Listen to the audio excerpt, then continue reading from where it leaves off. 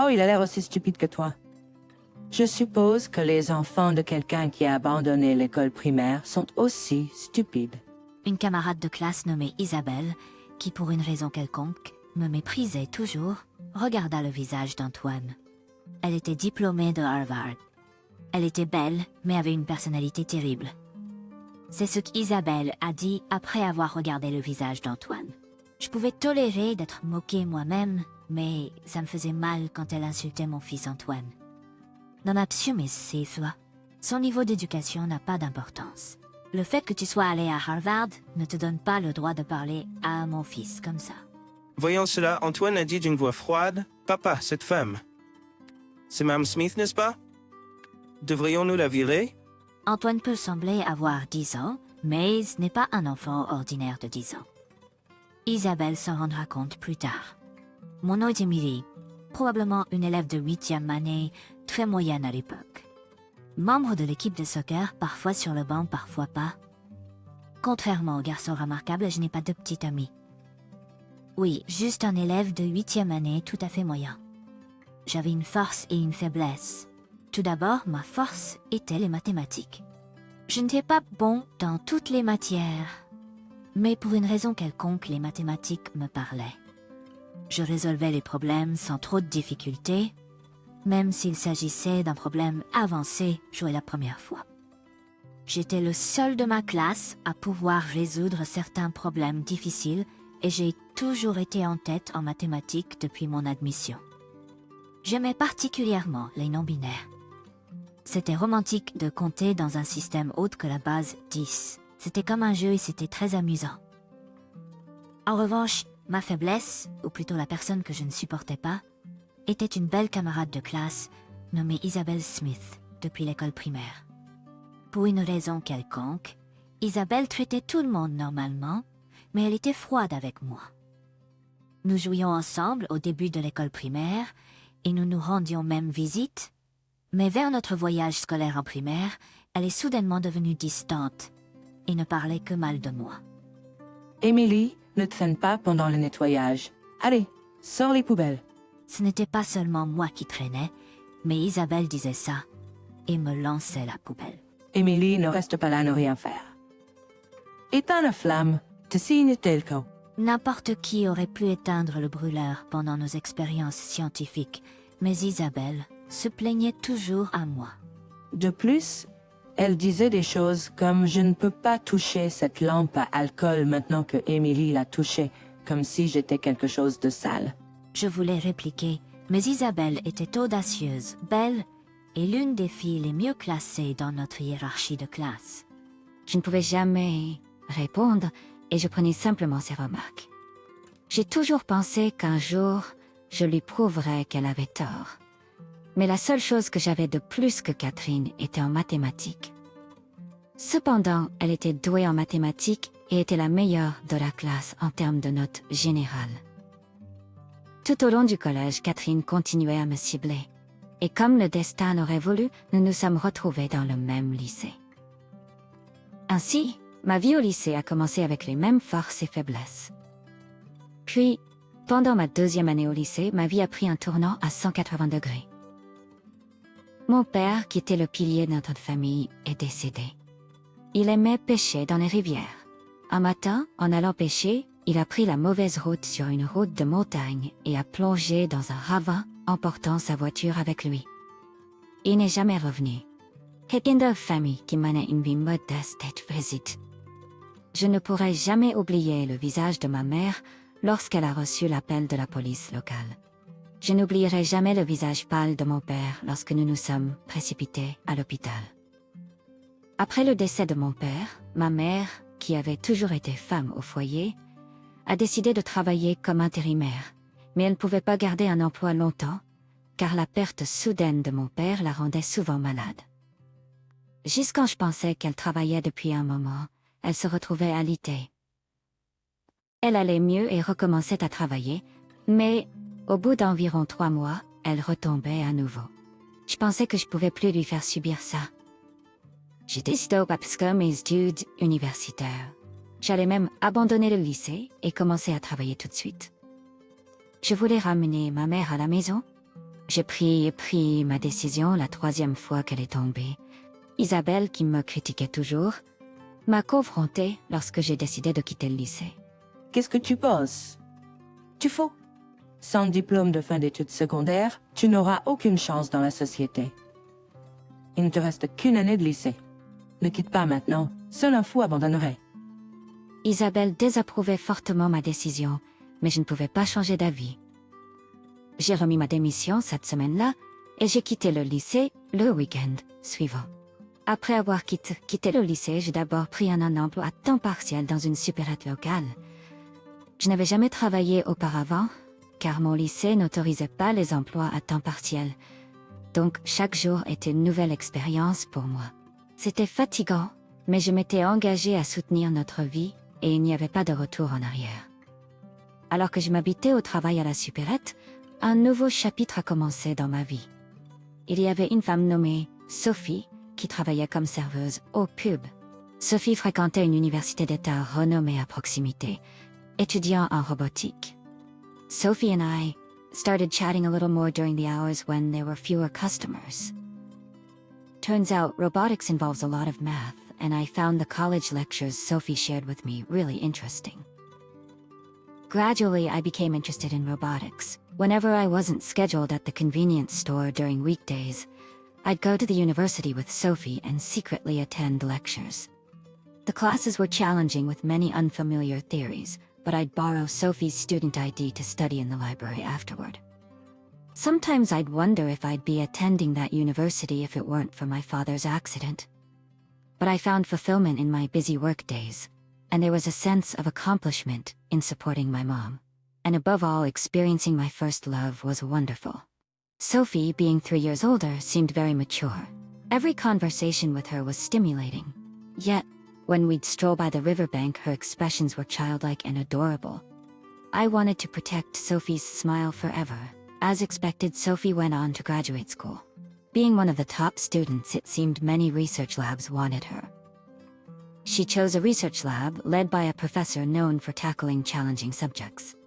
Since Sophie's research often extended into the late hours, she quit her part-time job at the British pub, so we no longer ran into each other at work.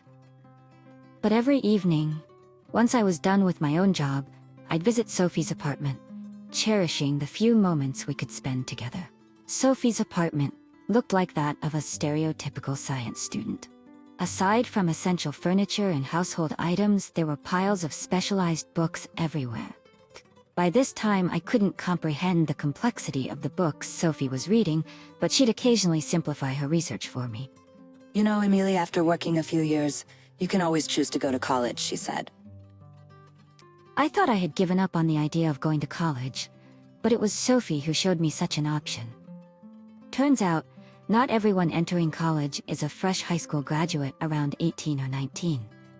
Many adults do it too. Those who've worked after high school and then felt the urge to study more also enroll. But, Sophie, I didn't even graduate from high school. When I mentioned that, Sophie told me about the GED system. Apparently, even for someone like me, who hasn't graduated from high school, if you pass the GED test, you are considered to have a high school level education and can then apply for college. Right now, I don't have the money for college tuition, and I've maxed out just supporting my mom and me. But a new dream was born in me, to save up money and go to college someday. My dates with Sophie were mostly in her apartment or on the university campus, but they were always a lot of fun. The university's cafeteria was affordable and tasty. Plus, considering the appetites of college students, they had plenty of large portion options, which was great. Sophie loved the parfaits from the cafeteria. Every time I bought her one and brought it to our table, she'd be so delighted. I'd often think that if I could earn more, I could treat her parfaits at fancy cafes instead of the cafeteria. But the joy she found in those school cafeteria parfaits made me cherish her even more. Sophie would always tell me, if you want to earn more, you can't just work more hours. There's a limit to how many hours a person can work. Instead, improve your skills. If you can earn more per hour, you'll make more, even if you work the same hours. Tu devrais te concentrer sur l'apprentissage. J'avais tendance à prendre plus de shifts chaque fois que je voyais quelque chose que Sophie pourrait vouloir. Mais ces mots m'ont fait retenir et travailler constamment à améliorer mes compétences actuelles. J'ai appris à utiliser des logiciels que je ne pouvais pas avant, et j'ai même obtenu une licence culinaire. Bien que cela ait coûté de l'argent pour étudier, et que cela ait parfois semblé être un obstacle financier, une fois que j'ai obtenu cette licence culinaire, le gérant du pub où je travaillais m'a félicité et a augmenté mon salaire horaire. En conséquence, j'ai pu acheter à Sophie le collier qu'elle avait repéré pour Noël. Et avec mes compétences informatiques améliorées, j'ai obtenu un emploi en tant qu'instructeur de cours d'informatique grâce à la recommandation d'un ami.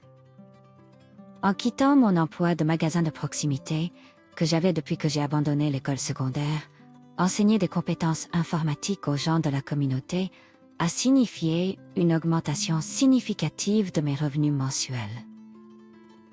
Le voyez, à cette époque, ma mère se sentant en meilleure santé et a commencé à travailler temps partiel, réduisant le fardeau financier sur notre foyer. Petit à petit, j'ai commencé à économiser de l'argent. Avec des économies en main, j'ai commencé à penser à épouser Sophie. Et lorsque Sophie a obtenu son diplôme d'études supérieures au printemps, nous nous sommes joyeusement mariés. Notre vie ensemble, alors qu'elle commençait son travail de chercheuse après ses études post-universitaires, était incroyablement heureuse. Nous avons loué un petit endroit, mais celui d'entre nous qui rentrait en premier préparait le dîner, et nous mangions ensemble tous les soirs. Même les moments où nous étions simplement allongés ensemble, je me sentais tellement heureux en étant conscient de la présence de Sophie à côté de moi. J'ai continué à jongler entre mes emplois en tant qu'instructeur d'informatique et employé à temps partiel dans la cuisine d'un pub. Un jour, le gérant m'a approché disant qu'il voulait que je dirige la cuisine pour un nouveau pub qui ouvrait ses portes. Il semblait que j'étais le seul employé à temps partiel avec une licence culinaire. Et c'est mon soir je me sens augmented. Emily, mettons de côté l'argent supplémentaire pour quand tu iras à l'université un jour, a suggéré Sophie. Tac. Même si je voulais lui offrir tous ses plats préférés, elle a dit ça.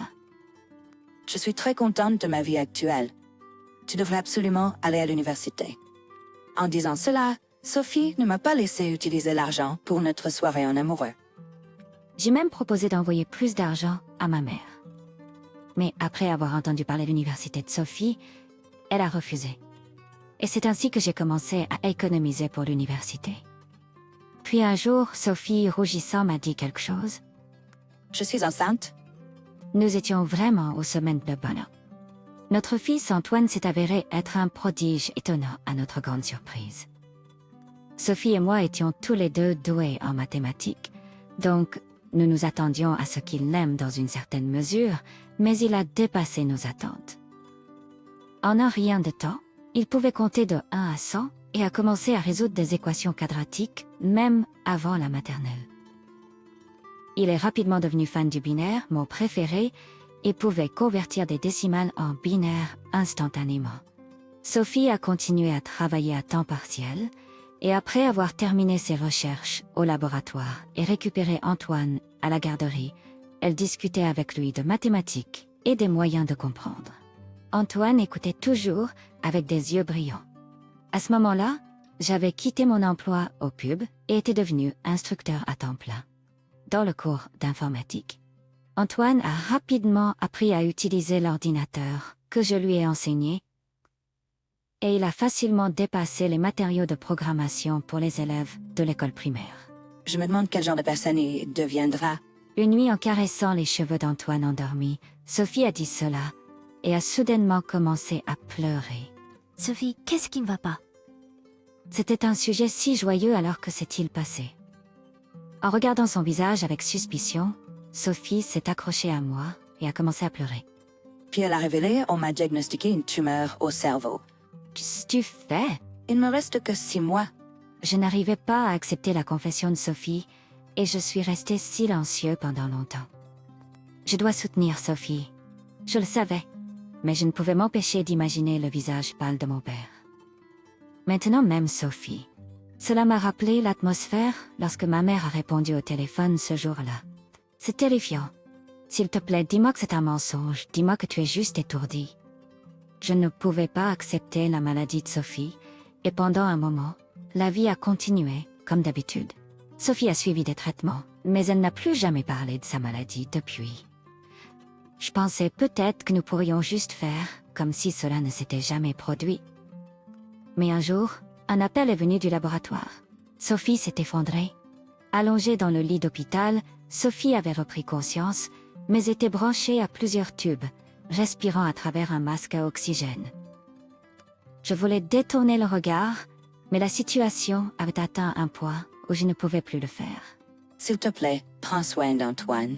Au moment où j'ai finalement accepté la réalité de ces mots, l'état de Sophie s'était détérioré à un niveau au-delà du traitement.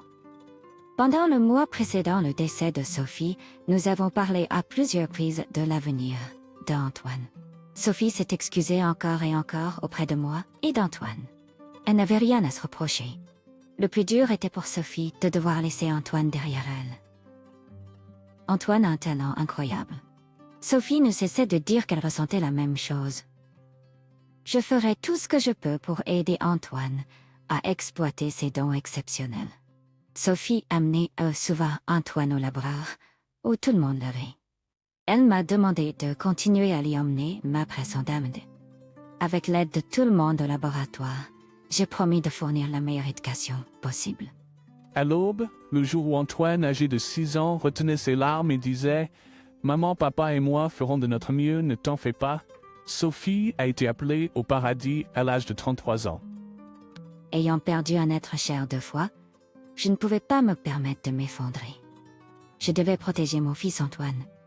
À partir de ce jour, nous avons commencé une nouvelle vie, que le vie en nous concentrant sur le développement des talents d'Antoine. Le temps a passé, et alors que le 10e anniversaire d'Antoine approchait, nous sommes allés célébrer dans un célèbre restaurant haut de gamme, connu pour ses plats traditionnels. Après avoir apprécié notre repas, nous étions satisfaits et nous apprêtions à sortir de l'entrée lorsque j'ai remarqué un visage familier. Isabelle? C'était Isabelle, une vieille connaissance de l'école primaire au lycée. Elle était là, en train de dîner avec son petit ami. En nous voyant, le coin de sa bouche s'est tordu en un sourire narquois. Toi, dînant dans un restaurant aussi chic même si tu as abandonné l'école primaire. En détail, tu crois pas? Abandonner l'école primaire ou pas, qu'est-ce que ça peut faire? Je ne voulais pas provoquer Catherine, surtout avec Antoine autour. J'ai essayé de battre rapidement, mais que tu ne serais pas speak. Tu ne peux probablement même pas éduquer correctement ton enfant avec ton statut de décrocheur, n'est-ce pas? J'avais promis à Sophie de donner la priorité à l'éducation d'Antoine. Donc ça m'a vraiment énervée. Malgré tout, j'ai essayé de l'ignorer et j'ai commencé à partir avec Antoine. Brandon, il a l'air perdu comme l'enfant d'un décrocheur. Je suppose que la stupidité se transmet dans la famille des décrocheurs. Catherine a continué à se moquer. Bien que je puisse gérer les insultes lancées contre moi, quand elle a insulté Antoine, j'ai craqué et j'ai répliqué « Mon parcours éducatif n'a rien à voir avec ça. Ce n'est pas parce que tu es allé à Harvard que tu as le droit de parler de mon fils de cette façon. » Oh allez, c'est parce que tu n'as même pas fini le lycée. Catherine a continué à se moquer. Antoine a soudainement dit d'une voix froide « Papa, cette femme, c'est Madame Smith, n'est-ce pas? Devrions-nous la virer ?» De quoi parles-tu, Antoine? Essayant de réprimander, Antoine a continué « C'est une associée de mon entreprise. Elle ne me connaît peut-être pas, mais je l'ai vue. Elle vient de la société de sécurité à laquelle nous avons externalisé. Donc au moins, je peux la faire enlever du projet en cours. N'est-ce pas, Madame Smith? » Il n'est pas nécessaire de se venger, peu importe à quel point on est moqué. Cela dit, j'ai peut-être répliqué un peu trop tôt. J'essaie de faire taire les paroles dures d'Antoine. Quoi? Comment un enfant comme ça peut-il être associé à mon entreprise? Il n'y a aucun moyen que tu puisses me virer. Parle dans tes rêves. Clairement secouée d'être interpellée par Antoine, Catherine a répliqué et a disparu dans le restaurant avec son partenaire. Antoine, tu devrais parler de virer quelqu'un comme ça. Histoire soit, je lui ai conseillé, mais Antoine avait toujours l'air mécontent. Antoine peut être un peu acerbe parfois, mais la gentillesse et les relations sont la base de tout. juste parce qu'il est enfant, ne justifie pas tout ce qu'il dit, surtout qu'il travaille avec des adultes sur le développement de systèmes. Il doit faire attention à ses mots. Antoine a développé une application pour une photo numérique. Elle est devenue un énorme succès. Avec les profits, nous avons créé une entreprise pour développer la prochaine application. Sur papier, j'étais listé en tant que PDG, mais en réalité, Antoine était celui qui tirait les ficelles. L'aspect sécurité de cette application de Balvom n'a pas été externalisé et Isabelle travaillait pour l'entreprise sous-traitante. Quand je l'ai réprimandé pour avoir parlé rudement à un sous-traitant, Antoine a bougonné pendant un moment. Mais quand j'ai dit « Maman va pleurer », il s'est calmé et a murmuré « Désolé ». C'était quelques jours après l'incident dans le restaurant. Une violation de données s'est produite dans l'entreprise d'Isabelle. Heureusement, les informations divulguées n'étaient pas directement liées à l'application d'Antoine, mais nous nous sommes retrouvés entraînés dans tout ce désordre. C'est toi qui l'as fait, n'est-ce pas? Tu en veux toujours à propos de cet incident? Isabelle a accusé Antoine d'être le coupable. Antoine était bien sûr indigné. Se sentant offensé, il était déterminé à trouver le véritable coupable. Heureusement, la méthode de la fuite n'était pas trop compliquée. Il semblait juste devoir décrypter quelques codes et retracer quelques adresses IP. Avec l'aide de tout le monde au laboratoire, lorsqu'ils ont décrypté le code et suivi l'adresse, cela a étonnamment mené à l'ordinateur de Pierre. Le petit ami qui l'avait accompagné dans ce restaurant, haut de gamme, à l'époque. Quand Isabelle l'a confronté, Pierre a facilement admis qu'il avait demandé à quelqu'un d'autre de le faire pour lui. J'étais juste jaloux de la capacité d'Isabelle, capable de tout faire.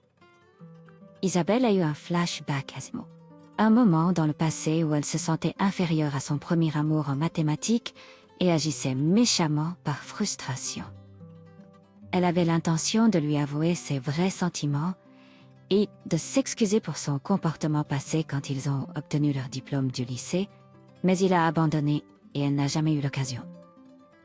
Même si c'était elle qui était en faute, elle a nourri de la rancune et a dit des choses blessantes quand ils se sont revus.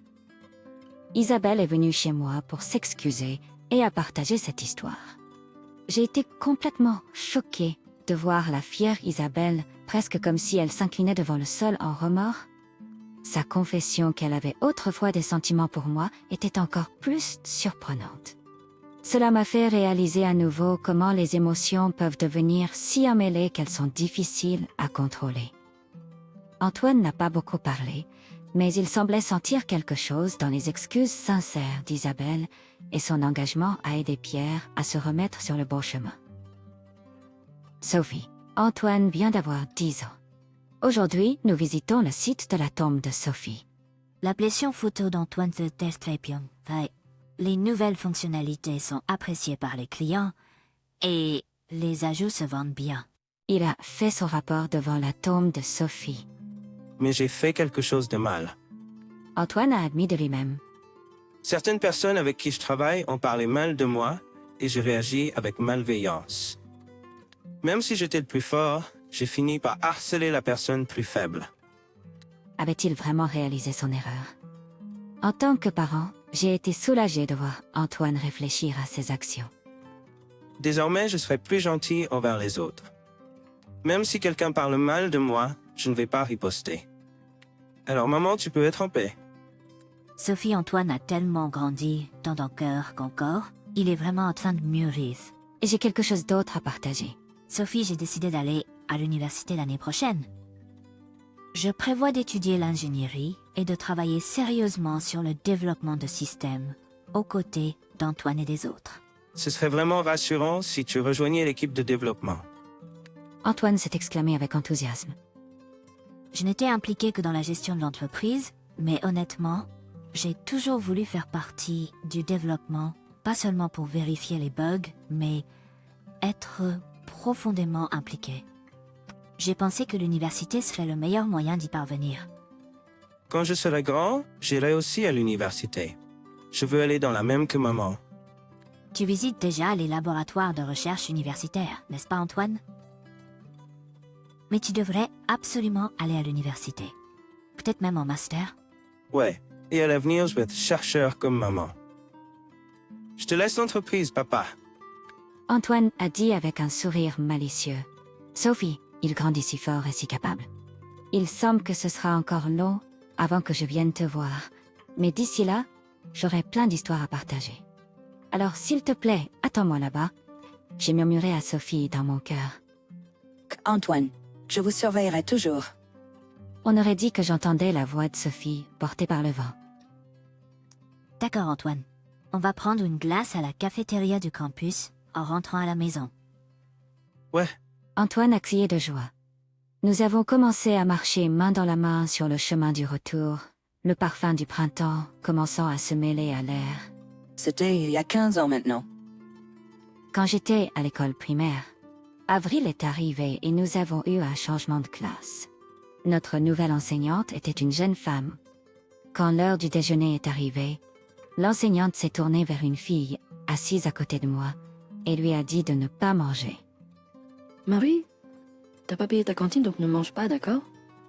Marie, qui portait toujours des vêtements déchirés, est une petite fille, maigre. Apparemment, sa famille était pauvre, et depuis l'automne dernier, ses parents ne payaient pas la cantine de l'école. Comme Avanisov, mais il semblait qu'elle avait été autorisée à manger à la cantine l'année précédente. La voir être la seule sans nourriture sur son bureau et juste baisser les yeux me faisait de la peine.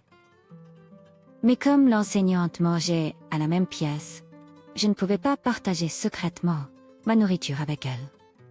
Alors j'ai laissé juste le pain, les envelopper dans une serviette, les cacher dans mon bureau et les donner à Marie après que le déjeuner soit fini et que l'enseignante ait quitté la pièce. Peux manger ça. À l'époque, j'étais un marginal parmi mes camarades de classe et je n'avais pas d'amis dans la même classe. Mais après cet incident, j'ai commencé à parler à Marie. Quand je suis rentrée chez moi ce jour-là, j'ai raconté à ma mère la situation familiale de Marie. Maman, s'il te plaît, peux-tu faire un déjeuner pour Marie? Quand j'ai plaidé comme ça, ma mère a répondu « Cette pauvre enfant, si elle peut pas manger à la cantine, ce ne sera pas bon pour sa croissance et elle ne peut probablement pas se concentrer sur ses études quand elle a faim. C'est bon, je fais déjà le déjeuner de ton père tous les jours, donc ajouter une portion de plus ne fera pas beaucoup de différence. » Le lendemain, pendant la pause déjeuner, quand j'ai remis le déjeuner fait maison que ma mère avait préparé, les yeux de Marie se sont écarquillés de surprise. Ma mère a dit de te donner ça. Oui, je lui ai parlé de toi et elle a dit de te le donner. Elle a rapidement mangé le déjeuner avant que l'enseignante ne revienne dans la salle de classe. Il s'est avéré que la maison de Marie était dans la même direction que la mienne. Donc, à partir de ce jour-là, nous avons décidé de rentrer ensemble. En marchant, Marie m'a parlé de sa vie. À cause de cela, ils avaient des difficultés et même des dettes. En la voyant porter les mêmes vêtements déchirés tous les jours, j'ai eu de la peine pour elle. Nos commis de classe la regardaient de loin. Aucun de nous n'avait d'amis. Après cela, nous avons commencé à nous rencontrer le matin et à aller à l'école ensemble. Certains de nos camarades de classe nous taquinaient en disant « Vous êtes en couple ou quelque chose ?» Mais nous avons essayé de ne pas nous laisser déranger. J'ai toujours eu du mal à parler aux gens, mais pour une raison quelconque, je me sentais à l'aise en parlant à Marie. Je ne m'en étais pas rendu compte, mais il semblait que j'étais plus seule que je ne le pensais, n'ayant pas d'amis. J'étais pas mise au froid à parler avec elle. Sur le chemin de l'école, nous avons parlé de beaucoup de choses, de nos familles, de nos plats et animaux préférés, des devoirs et des émissions de télévision que nous avions regardées la veille. Dire qu'elle adore les chats. Elle ne peut pas en avoir un chez elle, mais elle aime visiter un parc à proximité, où des chats errants se rassemblent souvent. Ma famille a un chat. Tu veux venir le voir? Quand je l'ai emmenée chez moi après l'école ce jour-là, ma mère l'a chaleureusement accueillie. Quand notre chat de race mixte est apparu, les yeux de Marie ont brillé de joie. S'appelle Mary. Marie avait l'air si heureuse, câlinant le chat, jouant avec des jouets et lui donnant des friandises. En voyant son sourire radieux qu'elle ne montrait pas à l'école, cela m'a rendu heureux aussi. En un clin d'œil, c'était le soir, et ma mère a préparé le dîner, même pour Marie. Marie, peux-tu me donner ton numéro de téléphone à la maison? J'appellerai tes parents et je leur dirai que tu es ici. Samaliksilok Maudsipowaling. Pendant l'appel, elle semblait profondément absorbée dans la conversation. Après ce jour-là, Marie a commencé à dîner chez nous tous les soirs. Apparemment, sa mère travaillait souvent tard, et son père, qui était à la maison, ne faisait pas de tâches ménagères. Par conséquent, leur heure de dîner était toujours tardive. Après l'école, Marie et moi faisions nos devoirs et jouions avec le chat jusqu'au dîner. Cependant, environ 1 an après cette routine, Marie a dû déménager. Avant de partir, elle et sa mère sont venues dire au revoir. Je ne pourrai jamais assez vous remercier pour tout ce que vous avez fait pour Marie. Nous n'oublierons jamais votre gentillesse.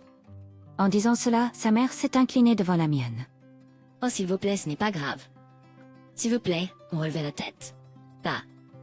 Nous nous aidons mutuellement dans les moments difficiles. Ne vous en faites pas. Ma mère était une personne de principe fort et de gentillesse. J'ai un immense respect pour elle. Je ne me souviens pas de la conversation que j'ai eue avec Marie ce jour-là. Je ne l'ai pas vue depuis. Nous échangions des cartes de Noël chaque année, mais cela également c'est ça égale 6 ans, après 5 à 6 ans. Ensuite, j'ai obtenu mon diplôme universitaire et j'ai commencé à travailler dans une entreprise de machines de précision. J'ai été affectée au service des ventes et cela fait maintenant 3 ans. En reprenant les clients des anciens et en en établissant de nouveaux, je gère maintenant de nombreux comptes majeurs. Bonjour Julie. Mon collègue Luc, du bureau voisin, m'a salué. Bonjour. Demain, nous avons une réunion avec AB Electronics. C'est une grosse affaire vitale pour l'entreprise. Êtes-vous motivé et prête? Oui, j'appelle par la lecture plus tip. Pendant que nous parlions, une secrétaire a appelé Mike. Mike, vous avez un appel de AB Electronics. En décrochant le téléphone, le visage de Mike est devenu pâle rapidement. Quoi? Comment ça est-il possible? Oui, je vois. Je suis vraiment désolé. Tout de suite, s'il vous plaît, pouvez-vous nous donner une autre chance? Après avoir raccroché, il est resté là, le regard vide, tenant toujours le téléphone. Que s'est-il passé? Se tournant vers moi, il a dit « Julie, tu as donné la mauvaise heure à AB Electronics pour notre réunion, n'est-ce pas? Ils ont pensé que la réunion était hier. Ils sont furieux que nous les ayons plantés. Cette affaire est fichue. C'est de ta faute. Quoi? Mais n'est-ce pas toi qui leur a communiqué l'horaire? Quoi? Tu essaies de me faire porter le chapeau? » J'avais envie de lui renvoyer ces mots en pleine figure. Pour commencer, j'avais pas communiqué l'horaire au client du tout. Mike avait arrangé l'horaire et m'en avait informé plus tard. Et pourtant, il essayait à porter le blâme. Il a rapporté l'affaire à son patron et le superviseur Johnson est allé s'excuser en son nom. Cependant, ils n'ont pas voulu écouter et finalement l'affaire avec AB Electronics est tombée à l'eau. Quand Johnson est revenu, il m'a dit « Julie, qu'est-ce que tu as fait? À cause de toi, le contrat crucial sur lequel nous avons mis l'avenir de notre entreprise a été ruiné. Comment vas-tu réparer ça? Assez, pas d'excuses. Tu as causé du tort à l'entreprise. Peut-être devrais-tu envisager de démissionner. » C'est quelque chose que Johnson dit toujours. Attendez, je ne veux vraiment pas démissionner. Alors, apporte un contrat d'une valeur équivalente à la machine que nous allions vendre à AB Electronics dans les 3 jours, sinon tu es viré. Comment pourrais-je obtenir un tel contrat en seulement 3 jours? J'étais sans voix après avoir entendu l'ultimatum de Johnson. Mais alors, je me suis souvenu de quelque chose. Il y a un client qui envisage actuellement d'acheter la même machine que nous prévoyons de vendre à AB Electronics. Ils essaient toujours de négocier le prix à la baisse en demandant constamment des remises. J'avais presque abandonné, pensant qu'ils n'avaient aucune intention d'acheter, mais maintenant je devais somehow conclure l'affaire avec eux. J'ai rapidement révisé le devis et pris rendez-vous avec ce client. En arrivant dans l'entreprise, un homme nommé Luc m'a aidé. J'ai apporté un nouveau devis aujourd'hui. Je lui ai remis le devis et Luc l'a examiné attentivement. Ne pouvez-vous pas baisser un peu plus? Je peux vraiment pas baisser davantage. Nous avons déjà ajusté le prix plusieurs fois. J'ai plaidé avec Luc en mettant un air désespéré. S'il vous plaît, Luc, je suis sûre que notre équipement sera très bénéfique pour votre entreprise. Nous inclurons même l'entretien régulier. Je comprends ce que vous dites, mais à ce prix, mes supérieurs pourraient ne pas approuver. Personnellement, je veux l'acheter, mais que diriez-vous si j'expliquais les avantages directement à votre patron, peut-être autour d'un repas ou quelque chose comme ça? Ça pourrait être divin. Mon patron est très occupé. Je vous en supplie, Luc. S'il vous plaît, donnez-moi juste une chance d'en discuter autour d'un dîner. J'ai plaidé désespérément. La machine se vend pour des dizaines de milliers de dollars. Pour notre entreprise, le coût d'un dîner serait insignifiant par rapport à la vente. D'accord, je vais demander. Mais mon patron est absent pour le moment, donc je vous recontacterai un autre jour. C'est bien. Merci beaucoup. Luc m'a vu sortir de la salle de conférence. À ce moment-là, l'ascenseur s'est ouvert et un homme plus âgé est entré dans le bureau. Superviseur, je voulais vous voir. Avez-vous un moment? En le voyant, Luc s'est immédiatement approché. Donc c'est le supérieur de Luc. Luc a expliqué la situation au superviseur. Mais à ma grande surprise, le superviseur a commencé à crier avec colère. Essayez de nous séduire avec un dîner.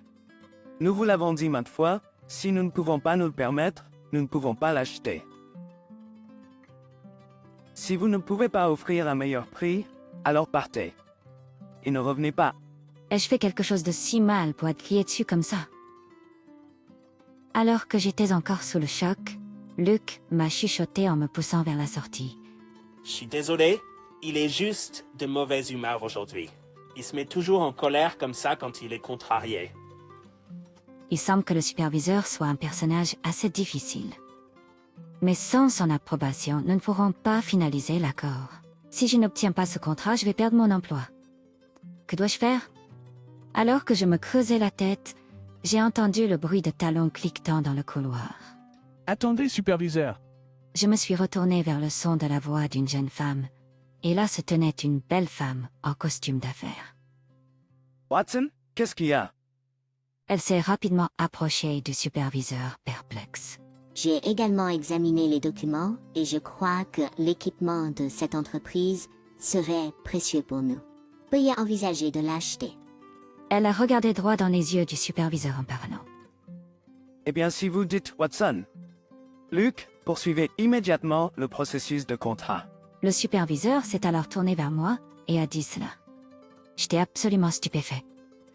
Pendant un moment, je n'avais aucune idée de ce qui venait de se passer.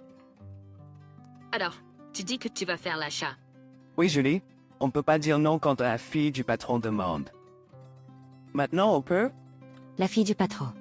Cette femme, en la regardant, elle a souri et a dit « Julie, ça fait longtemps.